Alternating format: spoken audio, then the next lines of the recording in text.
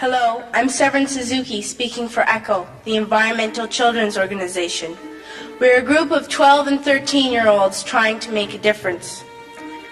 Vanessa Seti, Morgan Geisler, Michelle Quigg, and me. We've raised all the money to come here ourselves, to come 5,000 miles to tell you adults you must change your ways. Coming up here today, I have no hidden agenda. I am fighting for my future. Losing my future is not like losing an election or a few points on the stock market. I am here to speak for all generations to come. I am here to speak on behalf of the starving children around the world whose cries go unheard. I am here to speak for the countless animals dying across this planet because they have nowhere left to go. I am afraid to go out in the sun now because of the holes in our ozone. I am afraid to breathe the air because I don't know what chemicals are in it. I used to go fishing in Vancouver, my home, with my dad, until just a few years ago we found the fish full of cancers.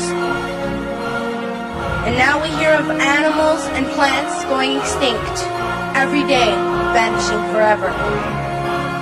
In my life, I have dreamt of seeing the great herds of wild animals, jungles and rainforests full of birds and butterflies. But now I wonder if they will even exist for my children to see. Did you have to worry of these things when you were my age? All this is happening before our eyes, and yet we act as if we have all the time we want and all the solutions. I'm only a child and I don't have all the solutions. But I want you to realize, neither do you. You don't know how to fix the holes in our ozone layer. You don't know how to bring the salmon back up in a dead stream. You don't know how to bring back an animal now extinct.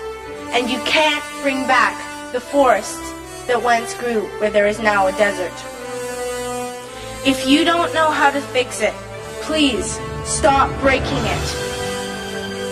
Here, you may be delegates of your government, business people, organizers, reporters, or politicians, but really, your mothers and fathers, sisters and brothers, aunts and uncles, and all of you are someone's child. I'm only a child, yet I know we are all part of a family, 5 billion strong, in fact 30 million species strong, and borders and governments will never change that. I'm only a child, yet I know we are all in this together and should act as one single world towards one single goal. In my anger, I am not blind, and in my fear, I am not afraid of telling the world how I feel. In my country, we make so much waste. We buy and throw away, buy and throw away, buy and throw away, and yet northern countries will not share with the needy. Even when we have more than enough, we are afraid to share. We are afraid to let go of some of our wealth. In Canada, we live the privileged life, with plenty of food, water, and shelter. We have watches, bicycles, computers, and television sets. The list could go on for 2 days. 2 days ago, here in Brazil, we were shocked when we spent time with some children living on the streets. This is what one child told us. I wish I was rich. And if I were, I would give all the street children food, clothes, medicines, shelter, and love and affection. If a child on the streets who has nothing is willing to share, why are we who have everything still so greedy?